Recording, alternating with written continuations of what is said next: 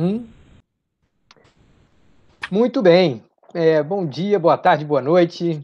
Nós estamos aqui para a nossa última aula gravada dessa disciplina, professor Kelly. Olha aí, Beleza, tá na chegou a hora, tá na hora, hora. 10, está na 10 hora. semanas, tá bom.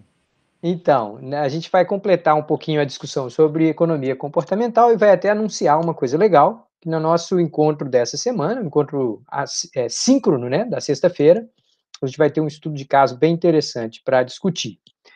Então, meu amigo Kelly, sem mais delongas, vamos aqui retomar lá aquela nossa apresentação.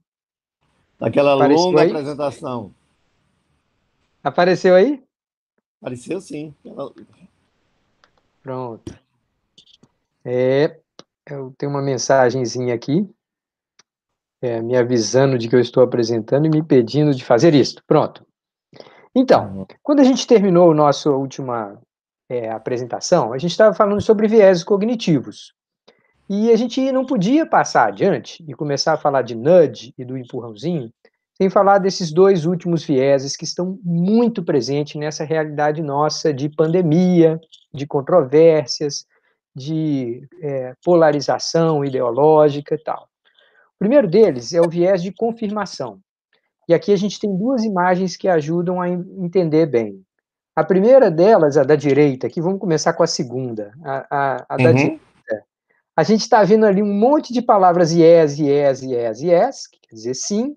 Alguém vai lá e liga os pontinhos do yes e consegue encontrar um não.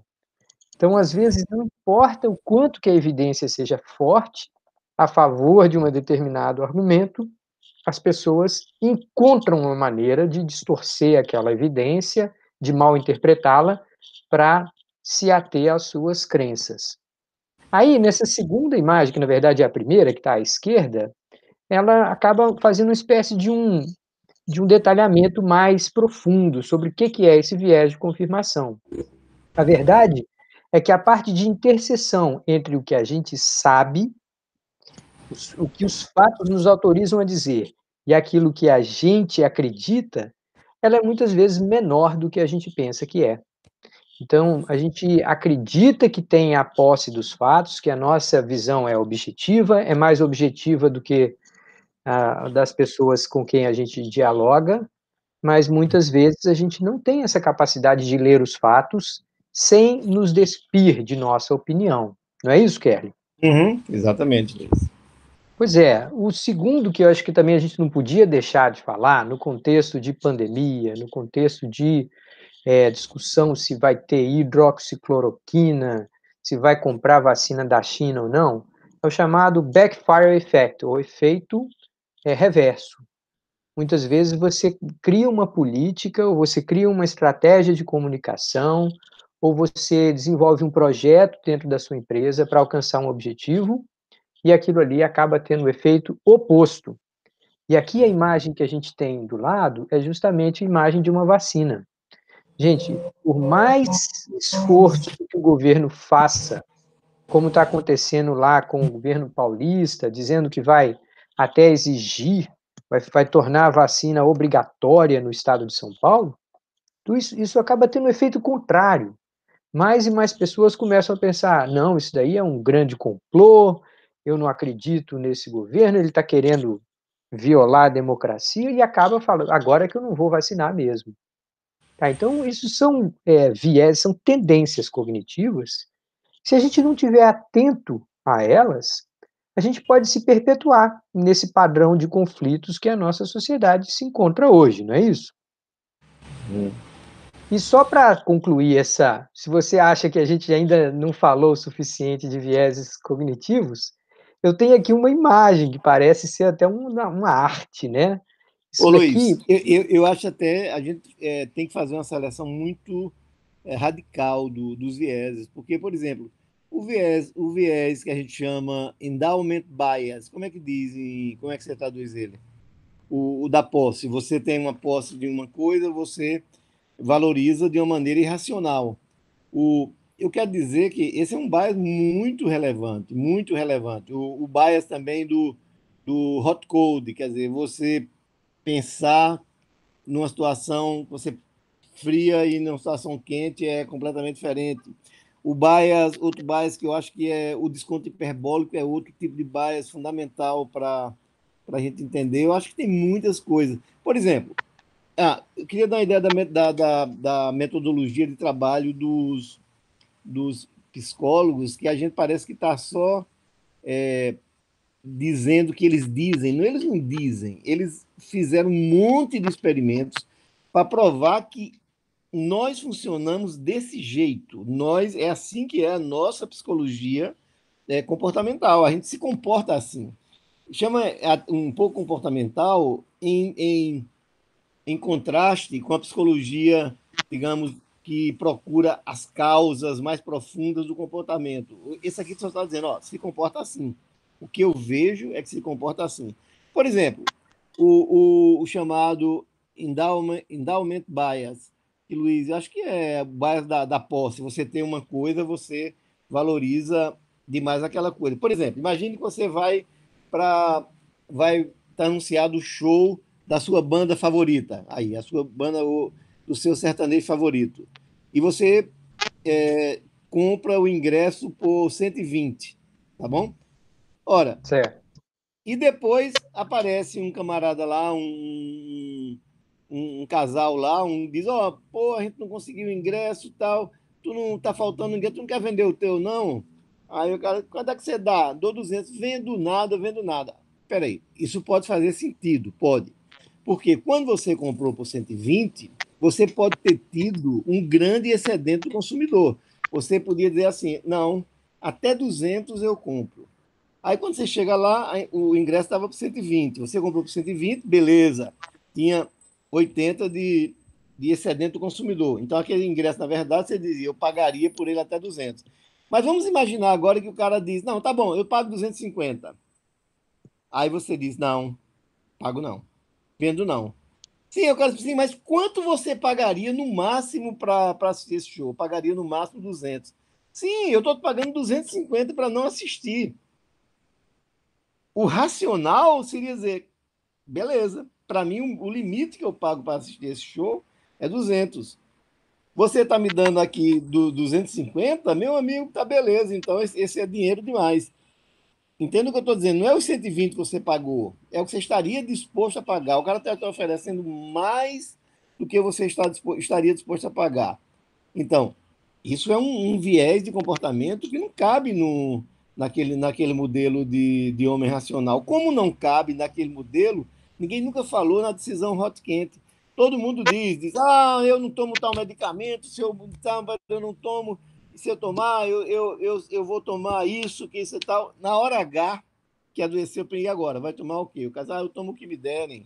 Ou eu não tomo de jeito nenhum, quer dizer, as decisões quente e as decisões frias tem um monte de experimentos que mostra que são muito diferentes, muito diferentes. O cara toma uma decisão quente, depois repete a mesma decisão no frio.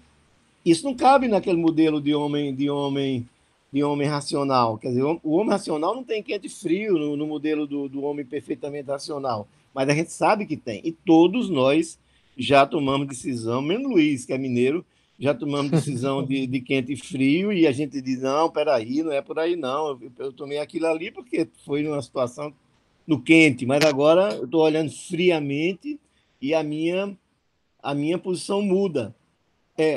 E outra que a gente vai ver também, outro viés importantíssimo que a gente já falou, o Luiz já falou, mas que é preciso reenfatizar, que é o desconto hiperbólico. Quer dizer, geralmente a gente valoriza muito, muito mais o presente do que o futuro. O homem racional, para o homem racional, tanto faz passar de 100 para 200, como de 2.000 para 2.100. Para ele é a mesma coisa. Naquele modelo racional é o mesmo ganho. Mas a gente sabe que não é assim. A gente sabe que não é assim, que geralmente a gente tem uma valoração muito mais forte do presente. Não é assim. Todo mundo sabe quais são as consequências de muitos atos, dos atos de beber demais numa festa, nos atos de comer sobremesa demais, dos atos de desejar e tentar conquistar a mulher ou o namorado do próximo. Todo mundo sabe isso, todos nós fazemos isso a vida inteira. Então, por que a gente faz isso? Porque a gente valoriza muito mais o presente do que valoriza o futuro. Se a gente fosse perfeitamente racional, botava a nossa conta toda bem feitinha aí, e a gente se comportava magnificamente em relação a dinheiro, em relação à comida, em relação a amor, sexualidade e tudo mais. E não é assim. A gente sabe que nós, na maioria, nem está dizendo que nós somos caixas absolutas de racionalidade, não. Mas está dizendo que todos nós tem uma tendência de valorizar muito mais o presente do que o futuro. Então, a gente não desconta naquela curvinha bonitinha, exponencial negativa, não. A gente desconta numa curva onde quando a atividade vai ficando muito maior agora e que vai caindo no futuro. Então, para nós, 500 no futuro não é a mesma coisa que 500 agora, não. Beleza. Ó, o que eu estou dizendo, esses vieses, é que os psicólogos que ganharam o Prêmio Nobel da Economia, o que eles fizeram não foi dizer isso, não. Eles montaram um monte de experimento que mostraram vários. Infelizmente, a gente não tem tempo para descrever um experimento daquele, é 15 minutos, 20 minutos no mínimo. Então, que mostraram que a gente se comporta assim. E depois que mostraram que nós nos comportamos assim, agora eu vou propor uma nova teoria do valor baseado nesse comportamento que eu estou dizendo. O comportamento de dizer, ó, perder dá mais desprazer do que o prazer de ganhar uma coisa equivalente e tudo mais. Então, foi com base nessas ideias que esses camaradas saíram minando o modelo do consumidor hiperracional ou perfeitamente racional e construíram essa nossa teoria economia comportamental, que certamente afeta e vai afetar cada vez mais a análise do comportamento da empresa. E é por isso que a gente está fechando, porque nós dois gostamos muito do tema e porque sabemos que isso é um tema de grande futuro também na área de empresa. Esse mapa que tem aí, Luiz, lê melhor daí, Luiz. Daí é melhor de ser do que eu aqui. Tá bom. Então, eu acho ele tem uma maneira de consolidar a informação muito legal, Kelly, porque você observa que esse sol que a gente tem aí, ele é formado por expressões que descrevem cada uma delas um desses vieses cognitivos. Mas a gente tem 4 quadrantes aqui. Um deles, o superior direito, está falando assim, quando há informação em excesso.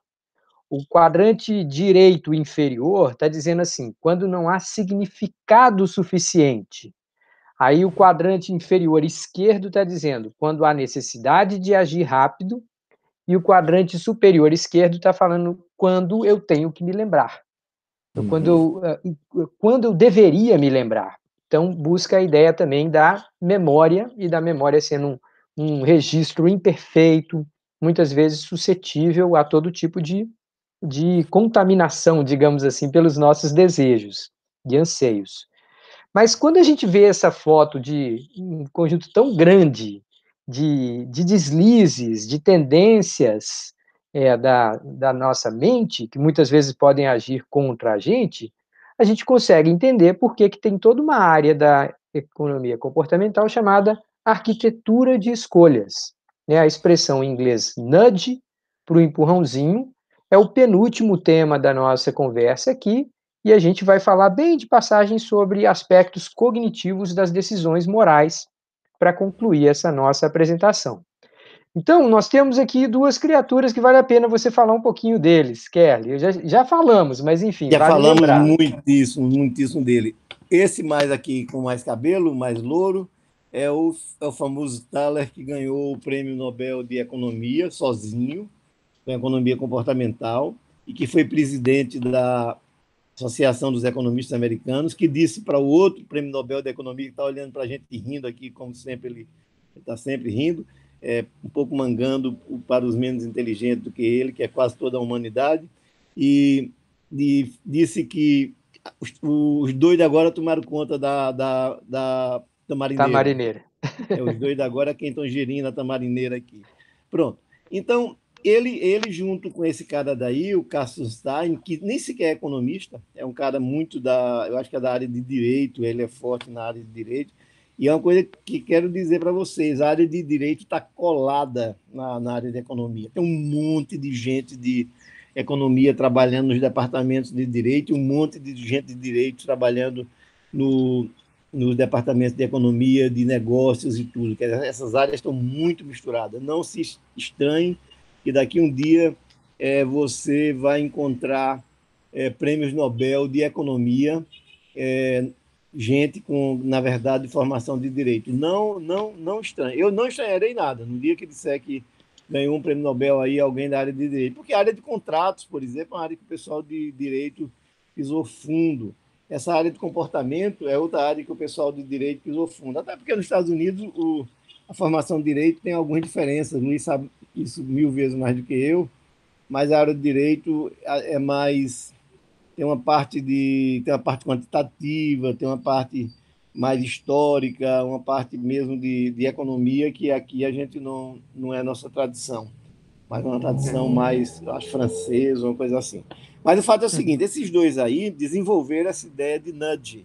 Nudge, a tradução para isso seria uma ajudazinha, um empurrãozinho no sentido de levar você para a direção correta. Ora, existem várias maneiras de você fazer isso. Por exemplo, um nudge que eu vi recentemente de um restaurante de Florianópolis. Eles deixaram de pôr saleiros nas mesas lá. Eles tinham um negócio de peixe, muita coisa, pronto. Disseram, não, a gente não põe mais saleiro. Veja, não pôr saleiro é um nudge. Agora, proibir de usar sal, aí não era mais nudge. Aí já entrava numa área de suprimir o direito de liberdade, a liberdade de usar sal. Eu, há 1 ano e meio atrás, fiquei até um pouco envergonhado, porque entrei num restaurante natural, na verdade, num restaurante macrobiótico, onde eu tenho tradição de comer, e fui comer e pedi um pouco, achei que estava um pouco sem sal, pedi um pouco de shoyu, de miso, essas pastas salgadas de tal, e a cozinheira disse, eu estava no balcão, não pode não. Então, como não pode? Não, tal.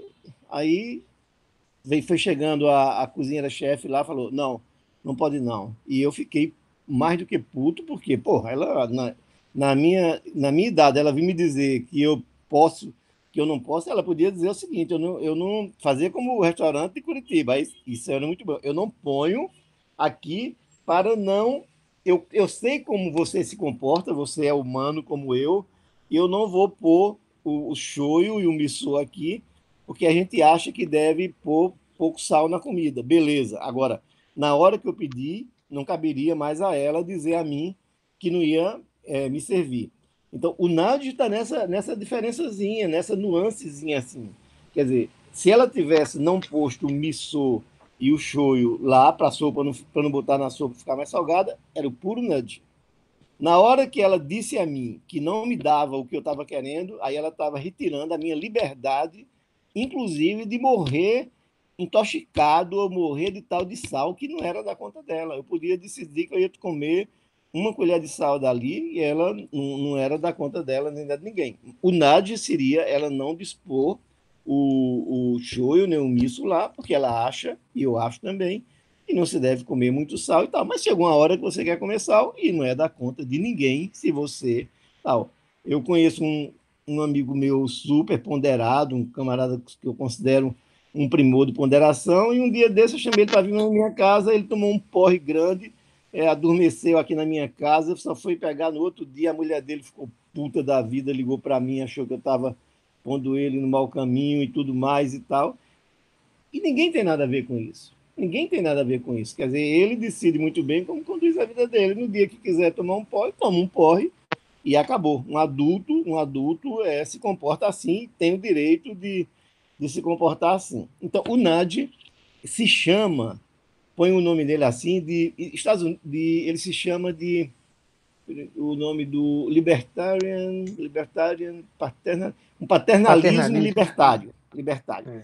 Os Estados Unidos chama libertário os economistas ultra liberais que acham que você tem o direito, que defendem o uso indiscriminado. Não é que defendem o uso discriminado, defendem o direito de uso de droga, defendem o direito de você jogar em cassino o que você quiser, define o direito de você não fazer plano de saúde, defende o direito, esses são chamados os libertários. E paternalista, você sabe o que é o significado da palavra paternalista. Paternalista, um pouco de querer assumir o papel de orientador do comportamento. E os nudge se apropriaram desses dois nomes e compuseram, se autoproclamam de libertários paternalistas. Libertário porque eles acreditam na liberdade, mas também não como os libertários puros, tipo Milton Friedman e companhia. Eles acreditam que, em última instância, você vai decidir, mas acreditam também que esse pouquinho de paternalismo aí, isso é, de criar as condições para que você se comporte de acordo com o seu interesse, o interesse que você revela nas pesquisas, quando você vê claramente, por exemplo, problemas de desconto hiperbólico, que você valoriza muito mais o presente do que o futuro. Toda vez que o cara gasta o dinheiro dele agora, ao invés de pôr na poupança ou de fazer um seguro-saúde, ele está valorizando muito mais o presente do que o futuro. Claro que é preciso qualificar essa decisão aí, mas nem tempo aqui para essas finuras. Então, toda vez que o cara não contrata um plano de saúde agora, ou contrata um plano muito mirrado, que no futuro não cobrirá o que cobre hoje a necessidade de um jovem, mas que não cobre de um adulto, e muito menos de um velho. Então, o cara está fazendo claramente um desconto hiperbólico, valorizando muito mais o presente do que valoriza o futuro. Então, o pessoal de Nagy, Thaler e Sunstein são os papas dessa área, desenvolveram essa teoria e desenvolveram essa proposta, uma proposta de ação, tanto na empresa privada como na empresa pública, de criar esse tipo de incentivo. Como, por exemplo, a gente vê também o nudge pode ser, você pode ver o contrário assim, lê de volta para lá, dub, pronto, lê dum, lê do ao contrário, porque tem nudge ao contrário também. Quem for bom de ler ao contrário, lê aí, que não tem aí. Egg Doom, pronto. Porque o cara faz o nudge ao contrário quando ele põe num restaurante que você vai comer de peso um prato enorme na sua frente. Porque quando você bota um prato enorme na sua frente, ele está fazendo um egg doom, um nudge ao contrário. Quer dizer, te dando um empurrão, mas empurrão para você fazer coisa que é contra você, que é comer demais. E é muito comum esse tipo de comportamento. E o que seria um nudge verdadeiro? Dizer aos restaurantes o seguinte, ó, o problema é que existe uma quantidade enorme de obesos. Todos nós concordamos que se come demais, que as pessoas comem demais, muitas vezes não é porque desejam. Claro que tem glutão, e quem é glutão aproveita, meta o pé na jaca e aproveita. Mas tem um monte de gente que come demais porque não controla, por ansiedade, não sei lá qual é a razão, o fato é que não controla, e um pouquinho de nudge, botando um pratinho mais menor na frente dele, pode ser uma maneira de levá-lo a comer menos. Mas se ele quiser comer 2 pratos, 3 pratos também, aí o nudge não tem nada a ver com isso. Não, tem que ver bem essa diferença. Quer dizer, o nudge como um libertário, mas ao mesmo tempo um paternalista, e um libertário, mas ao mesmo tempo paternalista. Quer dizer, você tem a liberdade, mas você pode induzir a você fazer um comportamento que seja mais apropriado para você, tentando com que seu desconto hiperbólico seja menor do que você faria na prática. Na segunda parte, Luiz vai mostrar que isso cria dificuldades éticas enormes. Quer dizer, qual o limite de eu fazer o nudge para o bem ou fazer o egg do outro lado, fazer o nudge ao contrário? Também você pode fazer o nudge ao contrário. Então, pronto, quer dizer, esse conceito de nudge, inclusive, está em muitos países, tem centenas de institutos de nudge pelo mundo afora. Por exemplo, eu vi que no Bolsa Família do Brasil, em 2012, já tinha nudge no Bolsa Família. O Bolsa Família, no meu entendimento, já distribuía coisas para a família. A gente nem imagina como é que famílias com a renda tão baixa ainda poupam, mas poupam, viu? Poupam. Tem poupança nas famílias tinha poupança e eles distribuíam cofres com NAD, quer dizer, botado o nome, isso aqui é para comprar as coisas da casa, esse aqui é para comprar comida e tal, potes de tamanho diferente para induzir poupanças de tamanho diferente em cada uma daquelas áreas. Isso é um NAD. Você não está obrigando, você tem que. O que é que seria o autoritarismo total? O governo dizer, eu vou segurar 10% da sua Bolsa Família e eu vou depositar numa conta sua, você só tem acesso daqui a 20 anos. Outro, tem gente que defende isso. Eu não defendo. Acho que Luiz não defende, mas tem gente que defende isso. Outro seria dizer: você se vira, eu te dou o dinheiro, você se foda para lá, não é da minha conta o que você vai fazer com o dinheiro. Eu também. Eu sou mais simpático do que a outra, mas também não sou simpático nessa posição, não. Acho que um pouquinho de nada e aí não faz mal. Claro? É claro, é sempre cria problemas éticos sérios e Luiz vai trabalhar nesses temas. Mas o próprio Luiz juntou imagens muito boas de Nádio, de exemplos de Nádio, e vamos olhar, por exemplo, eu já falei um tipo de Nádio muito comum, botar um pratinho menor, um tipo de Nádio muito comum, novamente para o restaurante, no poçaleiro, um, um tipo de Nádio muito comum, pôr os pratos, frituras e tudo em proporção menor na oferta.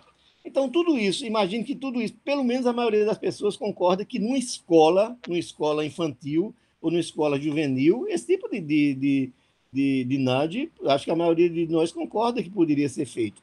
Mas é claro, tem problemas e é preciso discutir essas questões e Luiz vai terminar brilhantemente o nosso curso, como sempre, cuidando desses temas. Então, aí o NAD bem tal. Todo mundo sabe que homens são muito descuidados com os sanitários, de uma maneira geral. Um dia desse eu estava jantando com os amigos numa cidade, em Manaus, de fato. Eu tinha dado uma aula lá e saí da aula e estava com muita fome, que eu tinha chegado no meio da tarde, o avião demorou muito daqui, demorou umas 7 horas para chegar, e saiu o restaurante fechado, chegando no restaurante, estava fechado, não tinha ninguém. Aí o cara, não, eu atendo. E aí eu fui lá, atendi e falei, poxa, que aqui em Manaus as pessoas são muito cuidadosas com o banheiro. Que banheiro limpo, que banheiro legal e tudo. Até que descobri que tinha um bocado de coisa no banheiro lá que era exclusivo de uso das mulheres. Quando eu saí, estava todo mundo mangando de mim. Pô, no banheiro das mulheres, claro, não tinha ninguém no restaurante, não tinha ninguém nada. Mas a prova é que quando eu entrei no banheiro, eu senti que era diferente do banheiro dos homens, quer dizer, um banheiro muito mais limpo. Então, tá aí o NAD. Tá vendo que tem uma mosquinha aqui aqui dentro do sanitário aqui, tem uma moscazinha, um pouco dizendo, em um texto dizendo embaixo, acerte na mosca, vê se você acerta na mosca, vai lá. Quer dizer, é um tipo de NAD, quer dizer, não lhe tira a liberdade de você fazer o que você quiser, não. Mas é um incentivo clássico, típico do NAD, né? Botar uma coisa desse tipo. Esse outro aqui, muito inteligente também, um tipo de depósito de ponta de cigarro, que aqui está perguntando quem é o melhor jogador do mundo, Ronaldo ou Messi? Aposte com sua ponta de cigarro. Então, se você quer dizer que é Messi, jogue sua ponta de cigarro aqui que você está apostando em Messi, que a gente vai contar. É claro que ninguém vai contar essas porcarias, mas pelo menos o cara tem ilusão. Tem A ilusão. contagem é visual, né? É visual, é visual. Então, mas é uma maneira de induzir, já que não. Quer dizer, tem várias maneiras de induzir você a não fumar. Desde aquelas coisas que tem escrita na cadeira de cigarro, é um NAD mais ou menos pesado, mas é um NAD também, não proíbe você de fumar, mas é um incentivo para que você não fume. E esse aqui é o NAD que você, já que fumou, pelo menos não faça, não suje a rua, não suje o ambiente, e joga aí. Pronto, aqui o NAD do prato, o tamanho do prato. Você tem praticamente os dois, o mesmo prato, só que se você prestar atenção, você tem uma proporção, uma porção menor de cada um dos três itens. Então, uma pessoa talvez se engane, né? Ou se satisfaça com uma porção menor. E se isso acontecer, bom para ela, bom para o ambiente, bom para tudo. Ela não está proibida de. Ninguém está dizendo que você não pode comer 2 pratos dentro. Pode comer 2, 3, depende de você. Mas não há a indução para que você coma mais, como há a indução no self-service, como é muito comum. Esse outro nudge aqui, o cara transformou as escadas, né, e a escada rolante numa pista de corrida ou de andada, né? Então, o cara fica incentivado a ser um corredor, alguém que está caminhando por aí. Nade puro. Por que é que o nade puro? Porque a escada está aí à sua disposição. Na hora que você fechar a escada e disser assim, não, não, não, está havendo muito problema de saúde, a partir de agora as escadas estão fechadas, todo mundo é, pelos degraus, a escada rolando está fechada, todo mundo pelos batentes, pelos degraus. Isso é o anti-NAD, porque é paternalismo puro. E um paternalismo muito, muito autoritário, de dizer, pronto, eu não quero, eu sou quem digo se você vai andar pela escada ou se você vai andar pelo batente, mas eu sei, eu sou o dono, o dono do país, e você agora vai ter que andar pelas escadas e não pelas escadarias e não pela escada rolante. Mas aqui não, nesse exemplo aqui é nada de puro. Por que é nada de puro? Porque ele desenhou essas pistas de corrida aqui que induz você, ou por brincadeira, ou por qualquer que seja a razão, né? Pode ser meramente por player, por prazer, por qualquer coisa. Você embarcar na brincadeira dele, vai pela escada e vai muito bem, mas também se você disser, te vira, isso não é da tua conta, não, eu vou pela escada rolante, vai pela escada rolante. Então, outro exemplo de puro nudge. Esse eu achei um Pronto. pouco pesado, viu, Kelly? Mas enfim, esse é Que a interessante imagem também. é interessante também. O cara, na primeira imagem, você tem até que ver o que o cara está fazendo. É uma sacola plástica, mas o cara lembrando, né? Olha que quando o cara vai pegar na sacola, ele na verdade está pegando no pescoço de uma tartaruga e está dizendo que as pacotes, como é que a gente diz? As sacolas de plástico matam. Sacolas de plástico matam. Quer dizer, e fortemente aí essa figura dessa tartaruga sendo enforcada, né, pelo cara que está com a sacola de plástico na mão. Isso é o mesmo tipo, mas não está dizendo a ele que ele não pode pegar essa sacola e sair, não. Tanto é que esse cara aí está com ela. É o mesmo que tem no maço de cigarro. É o mesmo que tem no maço de cigarro. Então, a maioria das pessoas concorda que deve se pôr aquilo no maço de cigarro. E, e eu gosto porque tem muitas brincadeiras. Tem grande parte deles para os homens, a impotência sexual é um medo grande dos homens, então você vê que é muito comum nas carteiras de fumante, cigarro causa impotência. E tem a história que todos nós conhecemos do cara que comprou de carteira e falou: não, não, troca por 2 de câncer no pulmão aí para mim, por favor. E aí, quer dizer,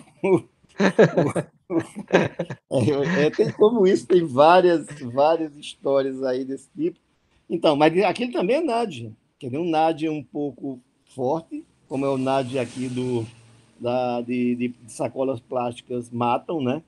Mas é É. um tipo de NAD também.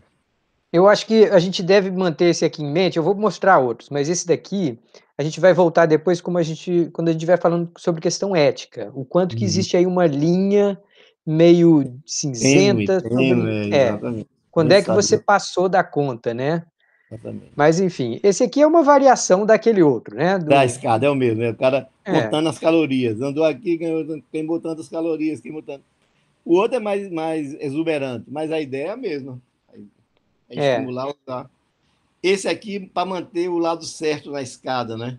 Que é uma é, coisa que a gente precisa fazer porque a gente está ficando numa sociedade cada vez com mais populosa, com mais gente, e essas regras elementares não tem como não manter. Você se manter no lado direito de uma escada, no lado direito de entrada, no ônibus de saída, isso melhora enormemente o fluxo. Então, ao invés de você botar, como muita gente põe aqui, o que é que seria autoritarismo puro, paternalismo puro? Botar uma grade no meio e dizer um cara aqui só desce e aqui só sobe, né? Poderia fazer uma coisa aqui. E o camarada é desse jeito aqui, dizendo, cara, aqui tá, na verdade, aqui está dizendo assim, mantenha-se à direita, mantenha-se à esquerda, como se é para deixar um espaço para movimentação dentro da escada. Não seria exatamente subir a É, subir ou subir da escada não tem essa propriedade. Eu digo, mas é isso, quer dizer, induzindo, mas não pondo uma cerca aqui, de modo, vai um aqui, outro aqui, e não é assim, quer dizer, isso aí é nade puro, puro nade, sem dúvida nenhuma. Esse outro aí também, aquela tendência nossa de querermos participar do rebanho, de seres sociais, todos nós gostamos de ser bem aceitos, de ser parte de uma comunidade, ok. Então, dizendo aí, ó, 95, não está dizendo nem que você não faz, 95% das pessoas não lavam bem as mãos quando saem do sanitário.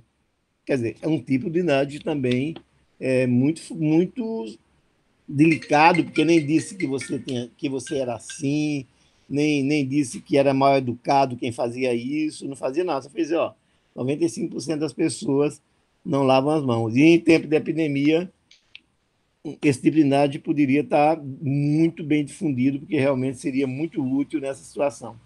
Nós combinamos que íamos terminar isso às 5 horas, Luiz. Então você tem 14 minutos para fechar essa aula. tá bom, então vamos lá. Com esse conjunto de exemplos que nós tivemos, a gente não pode deixar de pensar a questão ética, né? Eu estou manipulando as pessoas, eu estou de alguma forma invadindo sua liberdade de escolha ou não.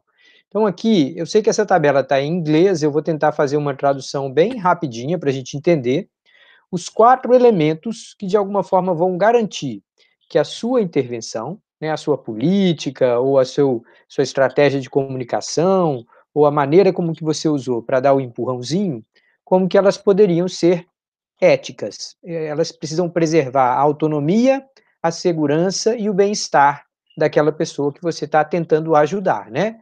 Então, a primeira é ter muita clareza sobre qual que é o propósito e saber comunicar bem.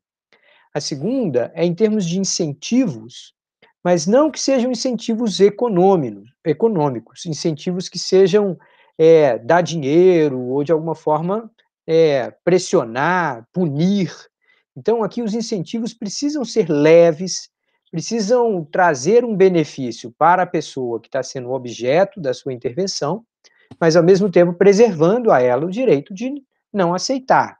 Né? É preciso que os mecanismos estejam transparentes, que tenham, é, busquem educar, busquem dar uma opção mais instruída, elevar o patamar da discussão para uma forma respeitosa e, por fim, guardar que nunca coloque ninguém sobre constrangimento, nunca coloque alguém de maneira exposta a qualquer risco.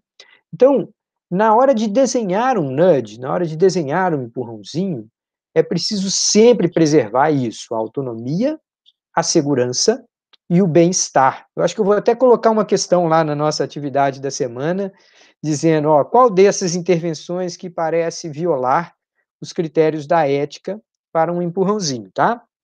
E só para concluir, que a gente vai ter um estudo de caso muito interessante sobre questão ética que nós vamos fazer lá no nosso encontro semanal, tá? Mas eu queria chamar a atenção para um aspecto que é fundamental toda vez que se discute ética, tá?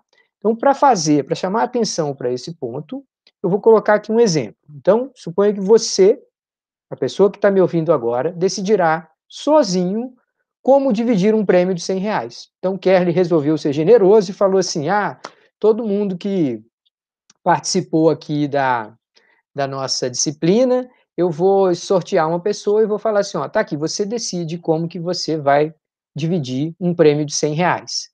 Você pode ficar com tudo para você, ou você pode dividir com os seus colegas, ou você pode dividir com uma outra pessoa. Tá, antes de você responder qual que é a sua opção, se você vai ficar com 50% e dar 50% para o seu amigo, se você vai dividir igual para todas as pessoas da sala, pense bem se a sua resposta mudaria se a oferta fosse sigilosa. Então, se ninguém sabe que é você quem está decidindo, isso muda a maneira como você dividiria esse valor? Outra coisa, e se não for R$ 100? E se for R$ 10.000 ou R$ 100.000? Isso mudaria como que você escolhe compartilhar, dividir ou ficar para si com esse prêmio?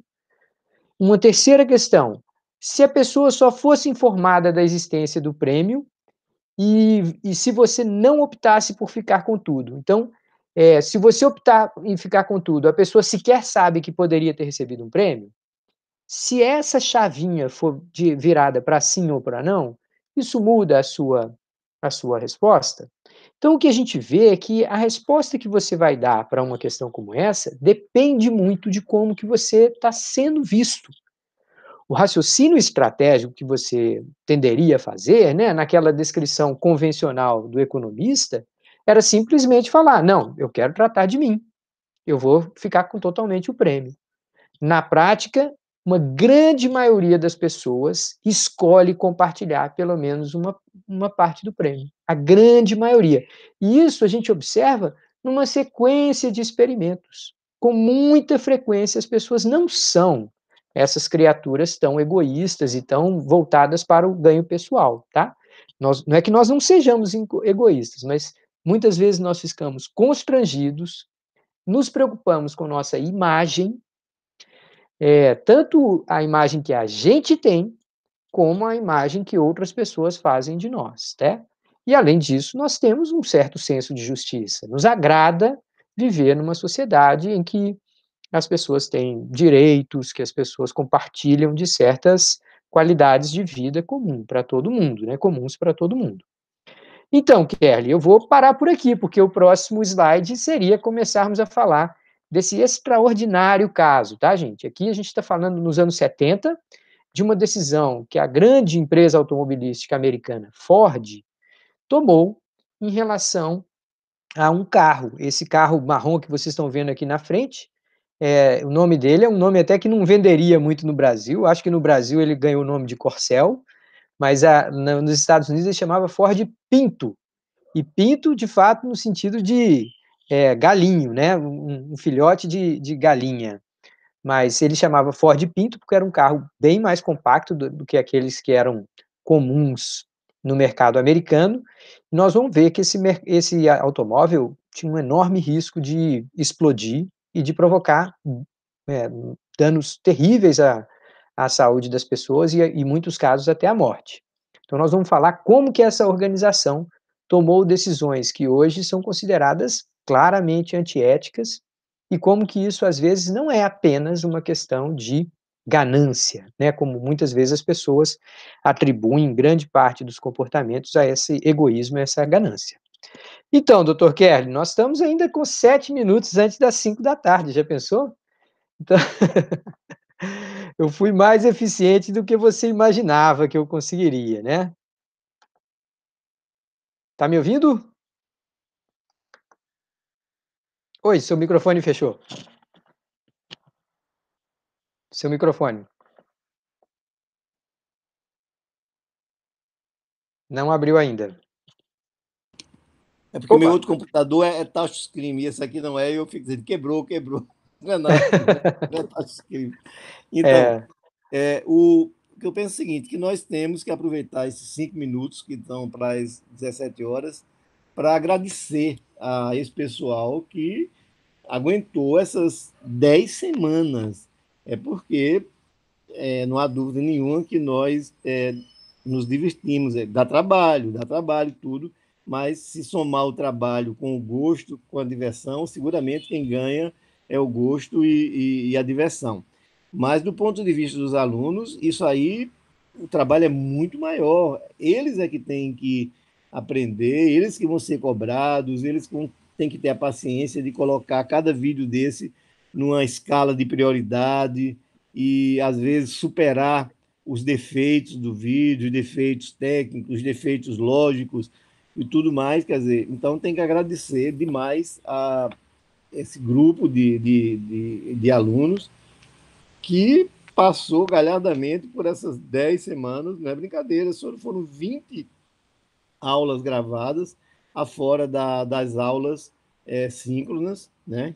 E às vezes aulas síncronas de mais de 2 horas, e lembrar que isso dura bem mais do que o tempo que está gravado, porque tem sempre o tempo antes da gravação e o tempo pós-gravação, onde os alunos já estão participando na parte pré, e depois que acaba a gravação, eles continuam perguntando, coisas mais livres, é verdade, menos atadas diretamente à aula, mas temos que, nós dois, e você, fazer esse agradecimento, né, por essa participação.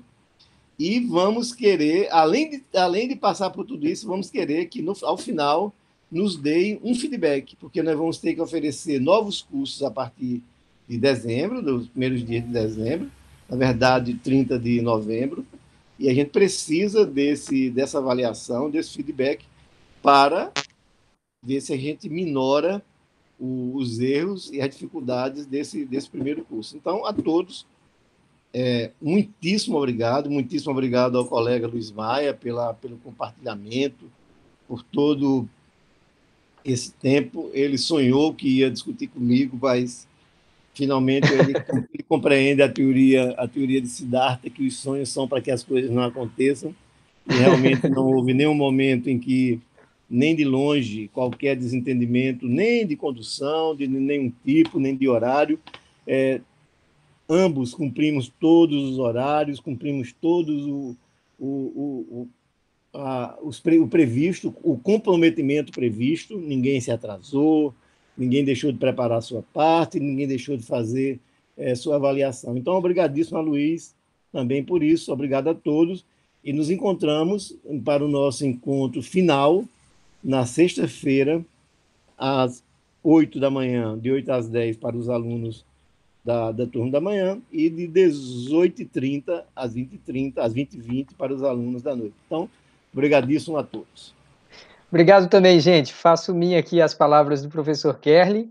E só uma dicasinha para terminar. Se você gosta desse assunto de economia comportamental, e eu acho que todo mundo gosta um pouquinho, não deixe de ler lá as primeiras 40, 50 páginas do livro, Guia de Economia Comportamental. É fácil de baixar, clica aí no seu navegador, coloca Guia de Economia Comportamental. As primeiras 50 páginas, mais ou menos, tem essas que a gente fez aqui e algumas discussões a mais. Muito obrigado, Dr. Kerli. Um abraço para todos, né? Obrigado a todos. 2 minutos antes do previsto. Beleza, Luiz. Tchau, tchau. Então, tchau, tchau.